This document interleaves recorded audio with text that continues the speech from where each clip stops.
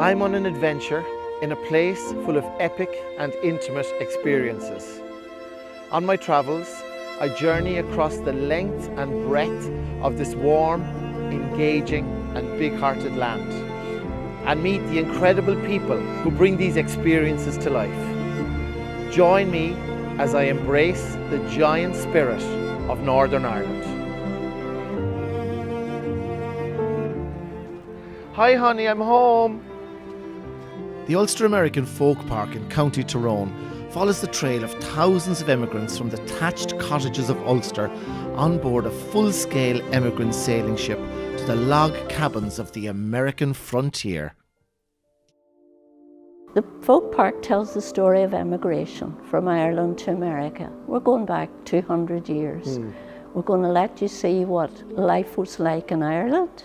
We have, first of all, a single room cabin where poor people would have lived.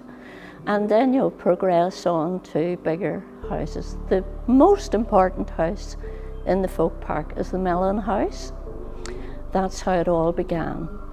And you eventually come to the ship on dockside, and we'll tell you the story of how they went away to America, what the journey was like.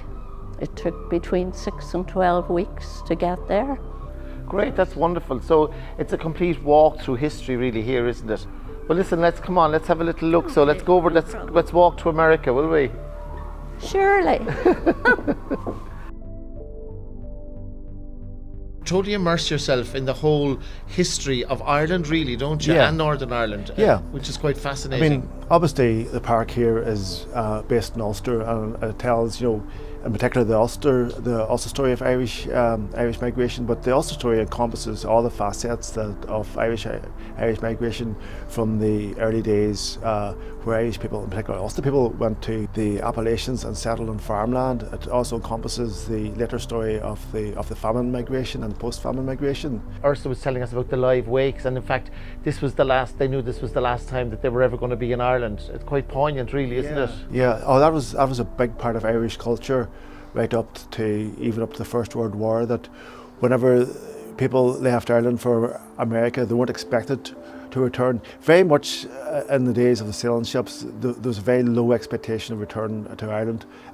Whenever the Irish started to leave on steamships after the 1870s, there was more of a chance of them coming back occasionally, but still there was the American wake, which was basically the last time that these people really expected to see Ireland. Very poignant. The best way to see the Fermanagh Lakelands is from the water. Expert skipper Barry Flanagan really knows Lough Erne's changing currents, seasons and wildlife, and he takes me on an island discovery back to the 6th century Devinish Monastery. Oh, this is lovely. This is like business class, Barry. It's like a business class flight, leather seats and all. That's it. Some say we're like a private jet in the water. Just gorgeous, so it is really lovely. Now, we're just heading under the bridges here, past Enniskillen Castle.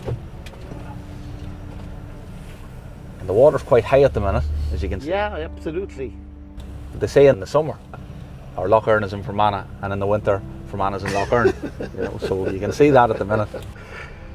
Yeah, it's we've had a wee drop of rain over the last few months, all right. Devinish would be famous for the round tower, wouldn't it? That's right. It has one of the most impressive, one of the best preserved round towers in the whole of Ireland. Wow. Yeah, and it's incredible now. When you get up close and you see how good that stonework is, you get a sense of what these boys are about. They were skilled craftsmen. Yeah. They don't build them like that anymore. They definitely don't. They definitely don't. Very, very secure. I can't imagine how you'd ever penetrate this yoke. Boiling oil down on your head, you know what I mean? You wouldn't have a hope, like.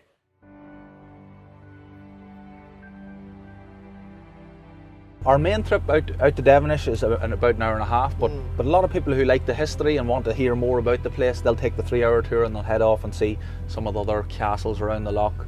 There's other monastic sites on smaller islands like White Island. There's a little one called Inishmack Saint. There's loads to see now out here. Fantastic. And you can really tell them the story and the history of the place through the people that use the islands. You don't have to go off to Croatia for island hopping. You can do it here. You can, indeed. Yeah, absolutely. Oh, we've 150 odd islands here in Lough Erne, so wow. there's plenty to see now, yeah.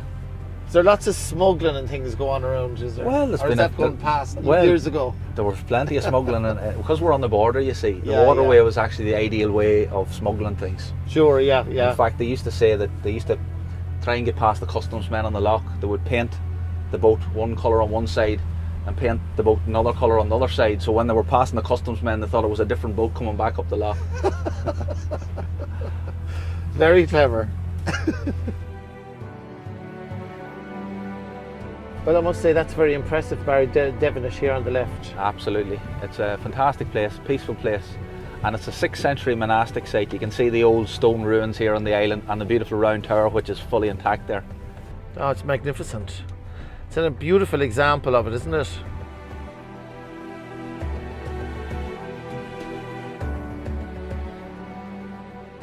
Well, Barry, that was absolutely fabulous. Great, Ed. No, it's great to have you out. Come here, I'm glad I brought the suntan lotion. Well, look at I know the sun was out. It's Brilliant. fantastic. I know, yeah. it's like Malaga. It's always like this. It's always like this.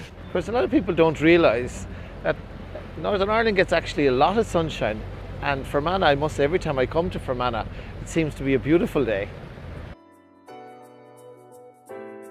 The award-winning Boatyard Farm-to-Bottle Distillery is located on the banks of Lough Erne. Founder Joe McGirr has utilised his knowledge of spirits and whisky to build his dream of the first legal distillery in Fermanagh for over 130 years. I'm meeting Stanley, Master Distiller Orla and mixologist Jamie to embrace a few giant spirits today. Of course, we're talking about embrace a giant spirit for our programme here, and I suppose there's no nicer spirit than some of these gorgeous gins that you're making here. So maybe you can just tell us a little bit about what makes this so special. Well, on our, the easiest to show you probably on the bottle, you see, first of all, we're called Boatyard Double Gin. The reason the word double comes is we actually do a production method where we have baskets on the still that we put our main botanical, which is juniper, and the other one lemon, and we actually put that freshly into our baskets, and we infuse the hot vapour during distillation through those products, and that gives our gin a very definite juniper and citrus-led flavour. So it's just like a big water bath at the bottom. Yeah. You put the liquid in and leave it overnight then. It goes in here, and within this chamber here there's 2 baskets. Okay. So there's one full of juniper and one full of the peel. Okay, So so that it's infused through that as well. So that gives it the double gin. So it's a Dutch method of distilling. Wow. And then it hits this chamber, which is the condensation chamber, and turns the vapour back into liquid. And that's what you're getting out here. So that's the gin there at a higher percentage. Wonderful. And I mean, you were saying that this would be about 89% when it would come out. So Yeah, so you don't. yeah, you wouldn't be drinking that No, anyway. not. You don't. Not twice. No. So we have, in your right-hand glass, we have our standard double gin. If you take a little nose of it, just like that, you just get a lot of alcohol and kind of background of gin. To get more flavours, there's a little trick that we do.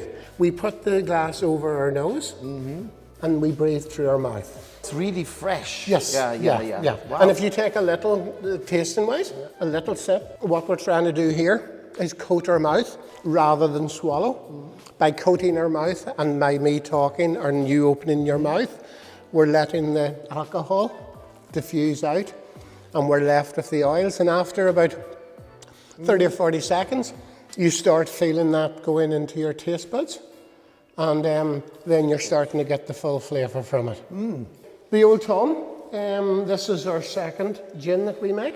On the palate, it's sweeter than our gin. It has a lovely, a smooth, Very I think you'd nice. agree. Yeah, very nice. And you definitely can get the sherry taste there. Isn't it just so lovely that you're using all the local ingredients here and it's all coming to fruition in this gorgeous glass of deliciousness? Yes, it'd be lovely to use even more Yeah. products, but obviously our Fermanagh lemon crop let us down a little bit this year. So Yes. Well, you know, it's always quite sunny up here, isn't it? It is indeed. You do get a wee Always. drop of rain, Yes, but we do. anyway. Well, anyway, Occasionally. listen, cheers. Thanks a million. That was You're really very welcome. interesting. You're very welcome. So Peter, I suppose if these stones could talk, they'd be telling us stories of fugitives and smugglers and hermits, right? Is that correct, is it? They'd have a story or two to tell, all right. So, Yeah. So this whole area here was there was smugglers and there was all sorts of people that used to actually stay up here. Is that right? That's right. Yeah, there's a great history of the smugglers bringing the contraband through the mountains to distribute it at the other side onto all the little towns and villages. Also, the men that worked on the stone as well. You know, that's the sort of the men of the Mournes. You know. And the Men of the Mournes experience that you offer here, it's absolutely incredible. You actually walk about 5 miles up into the Mournes. That's right. It takes about 5 miles at a sort of nice relaxed pace. It takes us about 5 hours to do the walk. And we'll talk about the history of the Mournes, the history of the men that worked here, and then that sort of thing, you know. And the wall here, right? It's the beautiful wall we see across the mountains. 22 miles, is that right? That's right. 22 miles long. It took them 18 years to build it. Wow. Yeah. My God, from 1904. That's right, 1904 to 1920. And that was to kind of seal off the whole catchment area here, was it? That's right. The Mournes are a great area for water, and all Belfast gets its water from the Mournes from this area here. So we're going to head off now, right? And we're going to have a nice walk. And it's not for anybody, it's not necessarily, you don't have to be super fit to do this walk, right? No, just a reasonable level. Not that I'm not super fit or anything, right? But it's for all levels. It is. Anybody sort of should be suitable. Well, the scenery here is absolutely incredible. So I'm really looking forward to this, Peter. So without further ado, will we head off? Great stuff. Yeah. Men of the Mournes. It's time to leave the mighty Men of the Mournes for a date with Lord Rawdon's majestic Montalto Estate in County Down. For people that are going to come up and experience the whole estate here, what are the kind of key elements that they're going to enjoy when they come? Montalto houses would be one of certainly the main aspects. It's a Georgian house that dates back to the 17th century. But we have a number of aspects on the estate here to cater for all sorts of interests. We're very sort of well known for our trails and gardens, and we have a number of themed gardens throughout the estate for varying interests. We have a unique cafe area, retail experience for people as well, and one of our big draws too would be our play area for children, and it's very much here about reconnecting with nature, getting families and old and young, grandparents, parents, the children, getting everybody out. I have to say, Keith, I mean, having just been here for a little while, I mean, it's an amazingly, it's almost a kind of a peaceful, spiritual kind of an experience. I mean, you can feel your batteries almost recharging as you're walking around the beautiful trees here in the parks, and I mean, for anybody who loves, as you were saying, nature, but particularly like trees and plants, and I see you have resident swans that have decided they're even happy here. We do, yes. They're just a new addition in the last couple of weeks. It was a great start to the new year, but yeah, as you say, during midweek particularly, when it's that little bit quieter and people are coming here on their own for a walk, just for an hour to, exactly as you say, to recharge their batteries. Just you know, there's all sorts of talk at the minute about mindfulness and mental health and forest bathing and all these things, and Montalto and the grounds and the domain, it's a perfect place for that.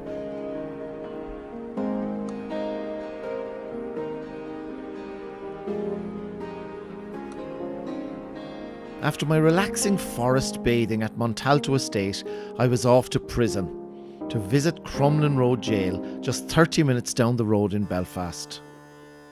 Crumlin Road Jail, it was built in Belfast between 1843 and 1845, and it was designed by the renowned architect and civil engineer Sir Charles Lanyon, and he's actually designed a number of the notable buildings in Belfast, so Queen's University, Belfast Castle.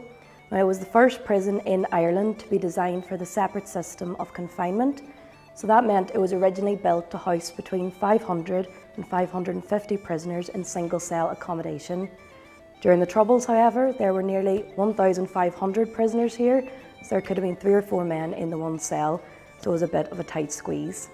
Now, it first opened then as an operational jail in March 1846, when 106 prisoners, men, women and children, marched the 11-mile distance from the original jail at Carrickfergus. It's been home to murderers, common criminals, suffragettes, political prisoners. It's been witness to births, marriages, deaths. There's been 54 escapes and 17 executions. And the jail then closed after 150 years in March 1996. The tunnel, well, it was added to the jail in 1849 in order to coincide with the opening of the courthouse across the road in 1850. So it was used to move the prisoners from the jail to the courthouse. It kept them out of sight of the public and prevented any escape attempts. Wow. This is the central point of the jail. We've got our 4 wings fanning off, so A, B, C and D. And now this is called a radial cellular system. So why do you think people would like to get married here? Something completely different? If anything, yeah, personally I don't really get it, but there's some good photo opportunities in the jail itself. Do you think it's like because marriage is a prison? One of our tour guides said to the bride, "I'm sure where else would you want to start off your life sentence?"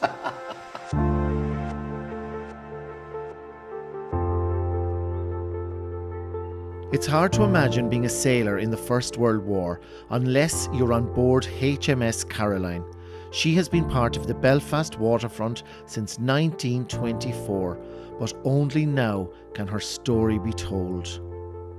HMS Caroline is a very special, unique survivor. You won't see another one like her. She's one of only 5 major naval warships across the world left today from the First World War, and she's the only surviving ship from the Battle of Jutland, so again, you won't see another of the kind. This is one thing I always like to sort of tell visitors to really keep an eye on, is the difference in class structure that you will see as you go around the ship. Obviously starting here with the likes of the cabin, you'll see the captain's cabin, sorry, you'll see just the amount of space he has, as well as through here as most senior officers, and they have their own stewards in this kind of area as well. But as we go further through the ship, you'll see how all these kind of luxuries start to dissolve a bit more, and it just becomes a space, it just becomes compartmentation, which, as I say, we'll see a massive change in as we go on. No. No. That's us, shot in the water. We're done. Very good. Yeah, you've had practice at this. Well, perhaps. Brilliant.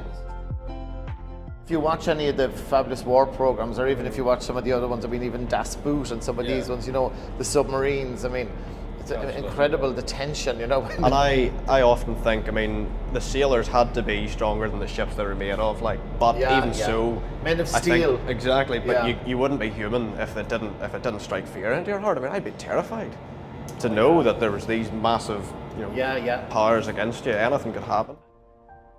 Every day we have people coming on, oh, I used to serve on the ship, or my grandfather, my father, etc. Wow. This will be part of their history for many years to come, and that's something we're very, very passionate about. There are few experiences more refined than a classic afternoon tea, and few better places to partake in it than alongside Titanic Belfast's sweeping grand staircase. Welcome to Titanic Suite, Ed. I'm delighted you're able to join us here for afternoon tea. Brilliant. I mean, you're spoiling me today. This is absolutely amazing. And I'm expecting Leonardo to pop out the back here, the beautiful staircase. It looks absolutely fabulous. Yeah, so we're so lucky we have the staircase here in Titanic Suite, and it really recreates what the first class passengers would have experienced. So the whole suite is themed on what the interiors of the first class quarters of Titanic would have been. So it's something really special for people to see at afternoon tea. Every Sunday, you can book this wonderful afternoon tea experience. Yes, you can come and you can get a lovely selection of sweet treats and scones and sandwiches, and you can enjoy a tea or a coffee or maybe a little cocktail or a glass of fizz, and you can do it all here in Titanic Suite. You can get your photographs on the beautiful staircase, and it really is something very special to do when you're in Belfast. I'm going to be a bit of a giant after eating all this food now, I can tell you. But anyway, you were telling me earlier that you've passed your 6 millionth visitor. Yes, we just a few weeks ago passed our 6 millionth, and we've had those people coming from all over the world. I think 145 countries at the last count, so it's just testament to the popularity of the Titanic story, but also the fact that in Belfast here at Titanic Belfast, you can do the authentic thing. You can get Titanic museums all over the world, but only in Belfast can you see where the story really started, where she was designed, where she was built, and where she first went into the water. So to come to Belfast and do it, it really is something you can't do anywhere else. I'm off to meet a real Derry girl, tour guide Fionnuala, who will unlock the secrets of these giant walls. Here are the Great Walls, built in 1613, opened in 1618. Those are the original walls. It's not that many walled cities left, even in Europe. No, indeed there isn't. This was the last walled city in Europe to be built. It's the only one left in Ireland. Wow. How lucky are we? Amazing. Well, how lucky are we? And if you look at the strength, God, if these walls could speak, What do you think, Ed, they'd be saying? They'd be telling us many great giant stories and giant tales. This is where Amelia Earhart, she spoke to the people of the city in 1932. Flew a plane across the Atlantic Ocean, landed in Derry, 3 miles outside the city. She originally thought she was going to Paris, ended up here. Far better place, of course. We were delighted. The Paris of the North. Just behind me, we have what's called the Temple Bar of Derry, known as Waterloo Street. Brilliant, yes. It's a great place for a wee drink. Lots of wonderful music, and in the number of the bars in here, you know, it's open mic. People who visit the city, they love this. And they love meeting with the locals, because the locals then will be interested in knowing who they are, what they are. They want to know what you're doing here. They also want to tell their stories. Big-hearted giant stories is what they're interested in. Fantastic. So this is the highest point now, Fionnuala? We're coming up to the highest point, 120 feet above sea level. We have this area here. So the views from here are absolutely spectacular. Well, Fionnuala, I have to say, this has been a fabulous day, and thank you so much for unlocking the walls of Derry and the walls of this amazing city.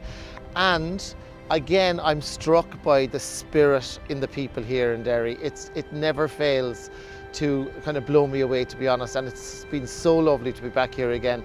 And everybody should come up here and unlock this amazing city and unlock these walls. Thank you very much. It was my pleasure. It was the pleasure of the people of this city. We hope to see you more. We hope to see plenty of people from the south come on up and say hello to us, because we are open for business. And just as a wee memento for today, I want to just present you with this. Oh wow! It's a little key ring. Lovely. And that's great. I'm always losing my keys. This is fabulous. As you can see, it is a gateway. Again, unlock the gateway here into our city. And thank you so much. It was a great pleasure. Absolutely. A great pleasure for me, for the people. And we've lots more stories to tell you as well. So brilliant, Fionnuala. Thank you so much. Thank you very much.